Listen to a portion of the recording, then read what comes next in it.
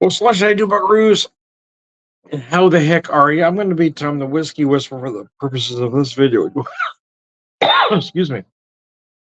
Oh, mercy.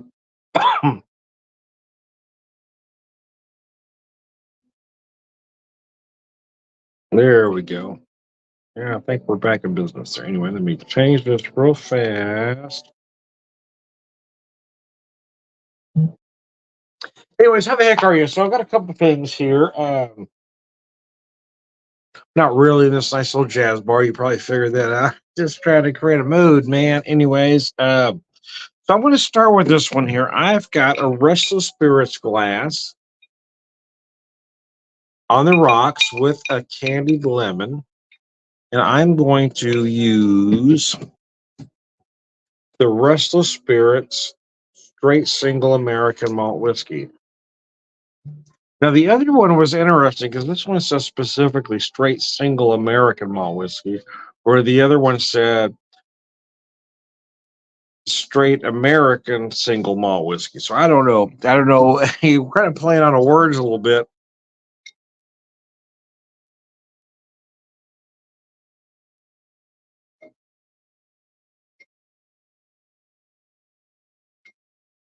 Put the rest of this in here, which gives us about an ounce and a half pour.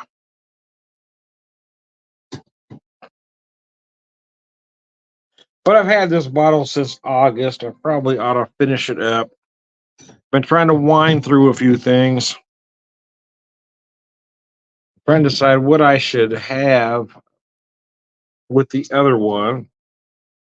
So with this one, I've got the whiskey plus that candy lemon that my wife had made. Other than that, there's nothing else in here. No water, no syrup, just that and the candy lemon.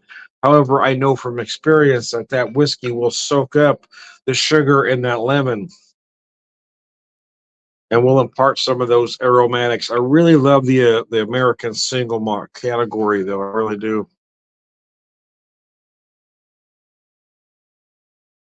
This one's at 92 proof, which now I think now that I say it out loud, I think I want to use this one. The Switchgrass American Single Malt Whiskey at 92 proof. I'm going to pour into that other glass. The difference being, I'm going to drink them both on the rocks, but one has a candied lemon, the other has a candied lime, and that will be the only difference between the two.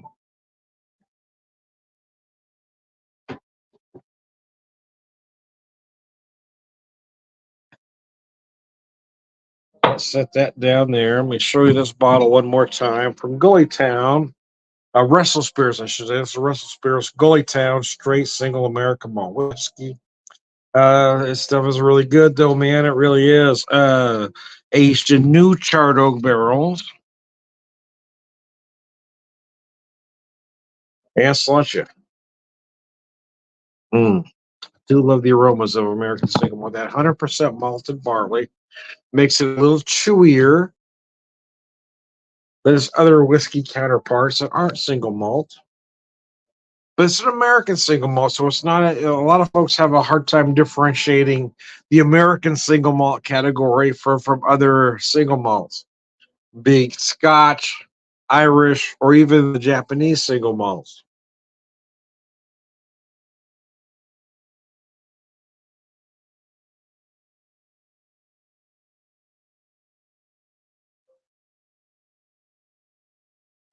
So one thing I've loved about most of the American single malts that I've had, though, is that they are an entity unto themselves. They do seem a little chewier. Where you have Scotch, you have those big peated malt notes. In this particular whiskey, that American single malt, you have those big barrel notes, whereas most Scotch and most Irish are aged in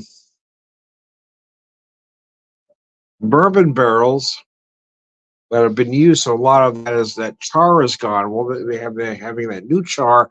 Well, this gets all the flavor from the barrel, so you get those big chewy notes from that malted barley combined with everything that barrel has to offer.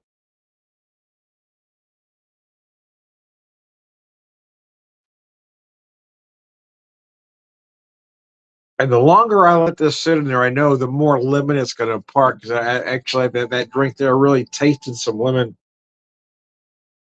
It's going to soak up those sugars.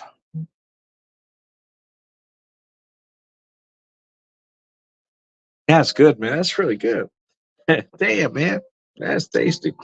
I tend to drink the single malt neat for the most part, but as we get into warmer weather, I tend to drink more on the rocks. And I was just kind of curious how this would react since I haven't tried it in this particular application before.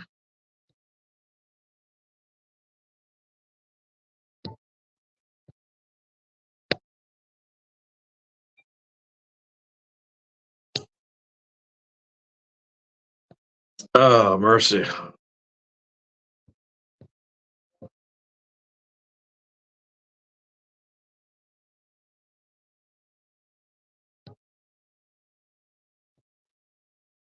Uh, Man, that was nice. That was very nice. I am going to miss this whiskey. This is the last of the two bottles I had bought. The other bottle was aged in in bourbon barrel, so it felt more like an Irish whiskey. It had the color of an Irish, and the taste, the aroma is more like an Irish whiskey would. But this one here that uses the new American charred oak, well, it's a whole other animal, man.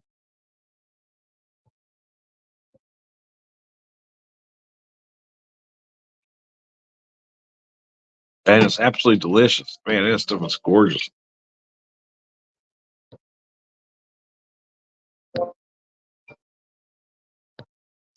Ah, baby.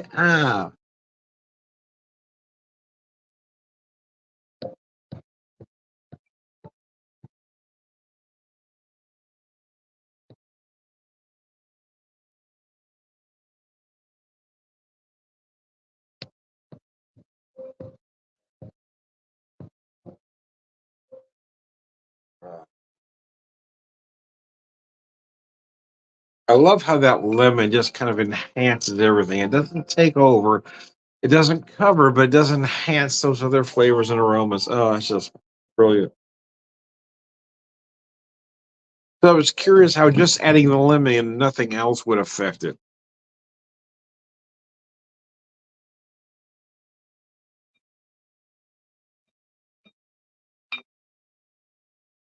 Oh man, that is good. I don't care who you are. That's just tasty right there. Anyways, I digress. I'm gonna finish this one up and get to the second one.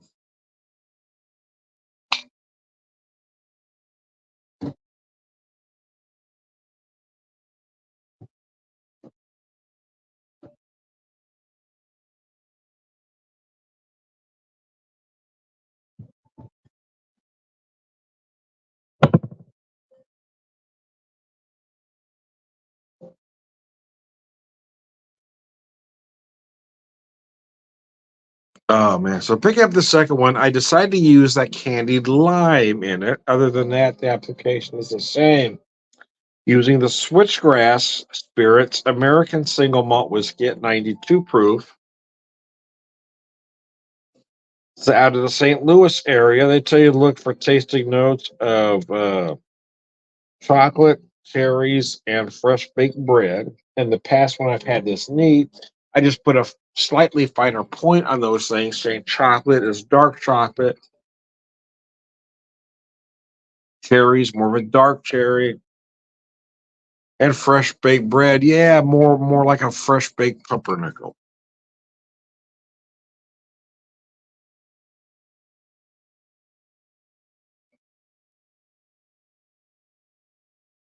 Now I poured this one at this as the same time as the other one, so it's had more time to absorb that lime, and you can really feel those lime notes as I take a drink here. Oh man, that's good. But yeah, this particular whiskey really did impart a lot of deep, dark chocolate notes. Oh, excuse me.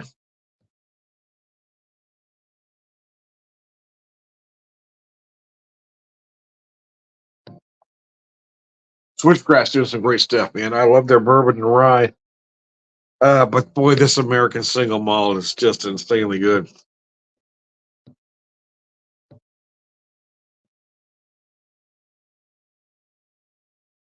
And adding that lime in there just adds a little bit of sweetness that wasn't there before.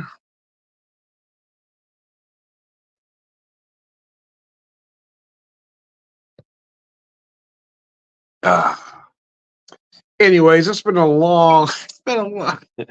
No, it really hasn't been a long week to be honest with you. Last week was a long week, so I'm still trying to recover from it. I think that's why I'm so tired.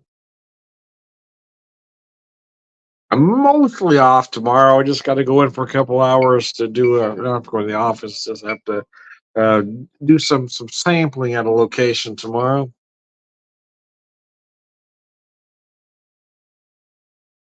Then I'll be off Sunday. Got about a week to my birthday, and I'll be seeing Saxon and Uriah Heep here in Springfield, Missouri. I'm looking forward to that. I saw Saxon once before. This is their 40th anniversary tour, so I think it was probably their first tour that I saw. But they were an opening act when I saw them originally. So yeah, that's a dual headlining tour. I guess in other places they have been touring with you know in the UK and Europe they've been touring with a Judas Priest, the three bands, which would have been an incredible show. But here I'm just seeing the two here. Which I imagine with the three, you've got Judas Priest as the clear headliner, right? But from my little worldview, it's from Southern California, Saxon was a bigger band than they seem. For me, anyway, this I mean, I was aware of Saxon when they came around, and when I talked to folks about my age out here that followed the middle of the time, Saxon was never a big band in this neck of the wood, but they were in that California region of of the music mecca that I grew up in. Everybody knew who Saxon was. Of course, you had guys reading uh, the usual suspects in teen rock and roll magazines, right? You had Cream, Hit Parader, Circus. Almost forgot Circus there. Those were kind of the big three. But then you had their European counterpart, which was Kerrang. And it might have been just the folks I hung out with that read Kerrang, where you learned about bands like Saxon, for instance. Again, from my perspective, I thought they were a bigger band than they seem to have been, right? Because I'm surprised when I talk to folks who claim to know metal of the 80s and I mention Saxon and they look at me like a possum caught in headlines. And I'm thinking, how do you not know Saxon, man? How do you not know Wheels of Steel, man? Anyways, so I am looking forward to that show. It's the first big rock show that I've seen without my son Seamus, so that'll be something. But I do feel it's one that he wanted me to go to.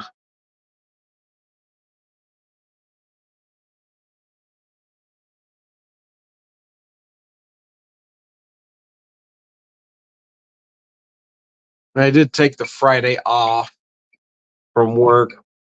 I'm typically scheduled off Saturday and Sunday anyway, but sometimes I'm I need to work those shifts. I did the only day I asked off that I'm typically scheduled for was the Friday. So that'll be interesting. I was hoping another friend of mine would get tickets to go because we talked about it at the same time. Uh, but then he later admitted that he wasn't as big a fan of the band or didn't really know that much about him because I kind of made that assumption that a metalhead would know who Saxon was. They just didn't have that same weight out here in the Midwest that they did on the West Coast. So I felt like everybody out there knew who they were, but then again, could have been just that little bubble that I was in, that little musical bubble of the friends that I had at the time. We concentrate on just certain things, right? Again, there was Cream, Circus, Hit Parade. Those were the big three. And then there was Kerrang.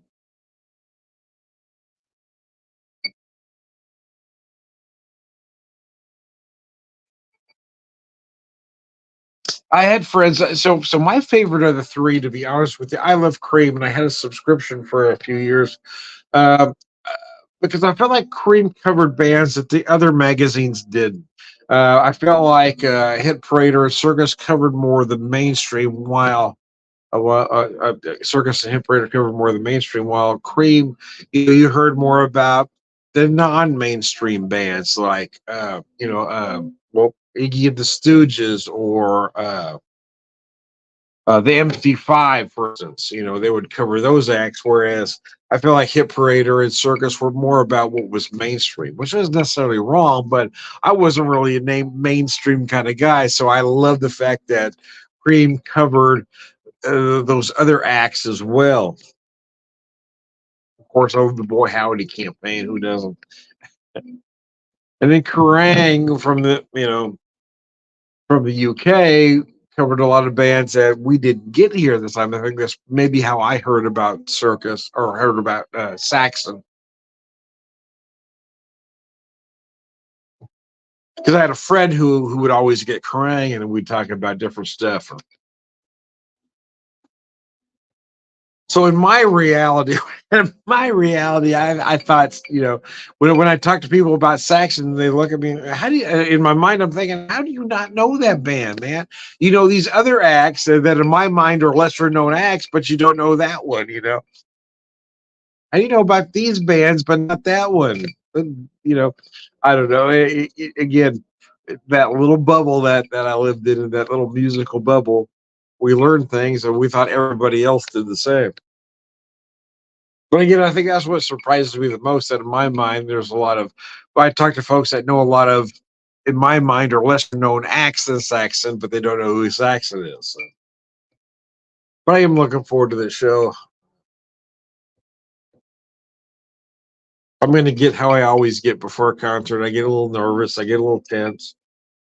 I get a little worried about bringing on all those people. But then I'll get in there. That's why sometimes it's better for me to do things by myself. That way, I only have to focus on me and not anybody else.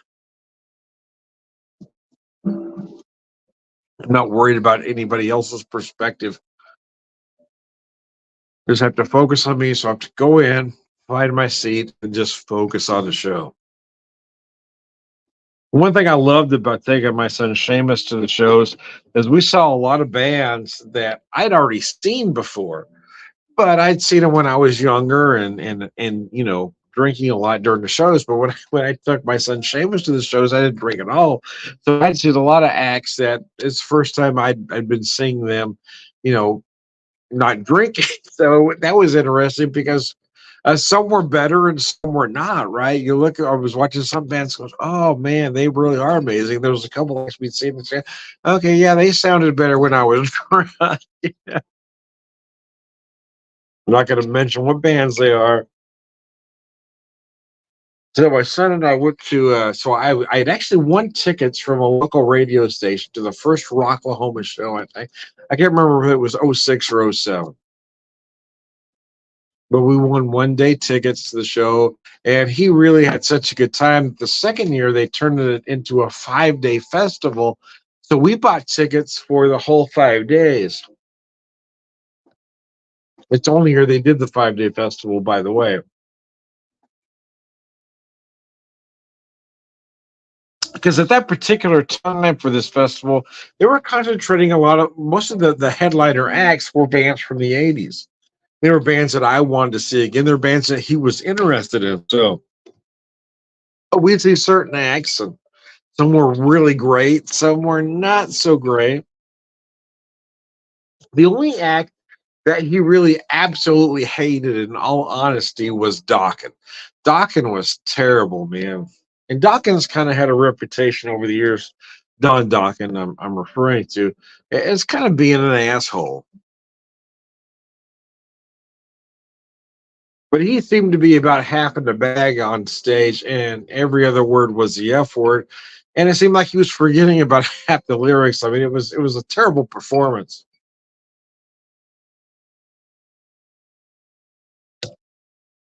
He just seemed to have that air of entitlement about him. But some bands were great. My son was a big fan of the band Living Color. and they're kind of only known for that one big hit, but their whole set was rather amazing. I mean, they were just tight. The music, the lyrics, I mean, everything was just tight. The bass player was absolutely phenomenal. Yeah, they were rather impressive. Zebra, I really wanted to see Zebra, and Zebra again for me was a band that was very impressive.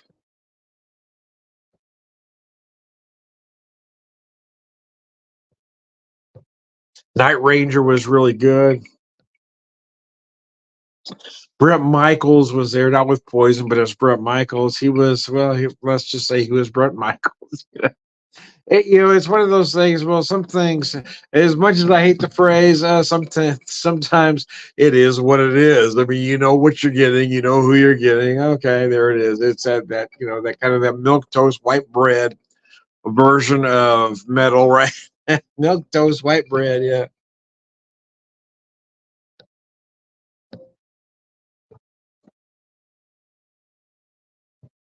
Sometimes solo artists don't work because not because they're not talented per se, it's because their talent is amplified by the people that surround them. In that case, I mean, for me, that was Poison, right? Brett Michaels is a certain amount of talent, but without that nucleus that was Poison, he really just sounds like an average singer with an average band behind him.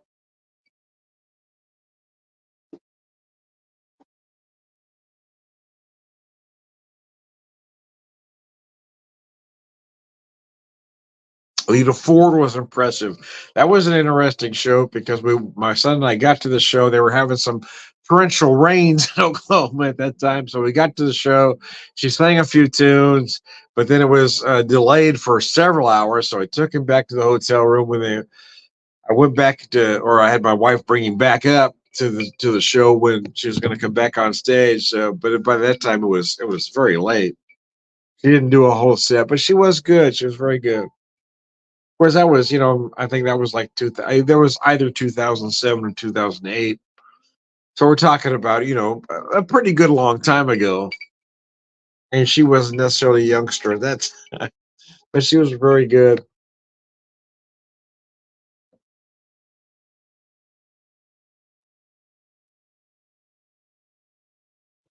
I liked watching some of the lesser known acts because they had something to prove. Bands like Enough's Enough, not necessarily one of the biggies of the 80s, more of a hard pop act, to be honest with you, than a heavy metal act. But boy, they were good. They were very good. Chips Enough was really good. Um, Faster Pussycat was another one of those bands that never quite hit that upper echelon. But live, Faster Pussycat was just damn impressive.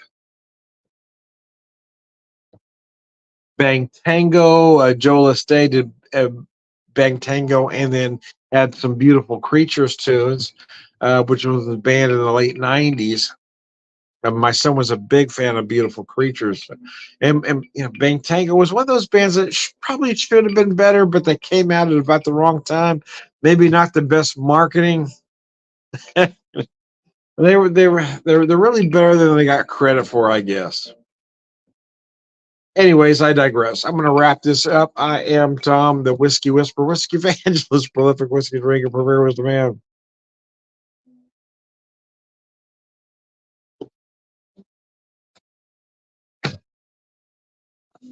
All right, good guys, Slancha. Thanks for tuning in, guys. I appreciate it.